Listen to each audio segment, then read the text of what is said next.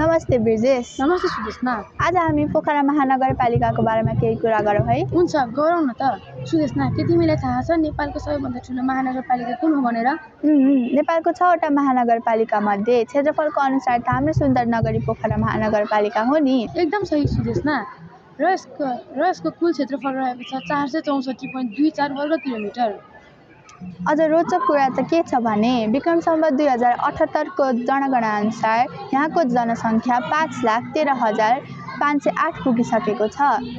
पोखरा महानगरपालिकाको वडा नम्बर 17 यहाँको धेरै जनसङ्ख्या भएको वडा हो नि। अनि यस महानगरपालिकालाई सहजीकरणको लागि 33वटा वडाहरूमा विभाजन गरिएको छ र पोखरालाई प्रशासनिक सहजीकरणको लागि 33वटा वडाहरूमा विभाजित गरिएको छ। र नेपाल सरकारले पनि पोखरालाई पर्यटनको राजधानी भनेर घोषणा गरेको छ। यहाँ रहेका 9वटा तालले त विश्वकै मन लोभाउँछ नि। ताल मात्रै कहाँ हो र, सराङकोटबाट देखिने सूर्य उदय र माछापुच्छ्रेको दृश्यले त यहाँको पहिचान नै हो नि। पर्यटन बाहेक यहाँ कृषि, व्यापार र वैदेशिक रोजगारी यहाँका अर्थतन्त्र खम्बाहरू हुन्। अझ अन्तर्राष्ट्रिय विमानस्थल निर्माण भएपछि त यसको महत्त्व अझ बढेको छ। कुरा गर्दा गर्दै कक्षा सुरु भएको थाहा नै भएन। बाँकी कुरा पछि गरौँला है। हस्, धन्यवाद।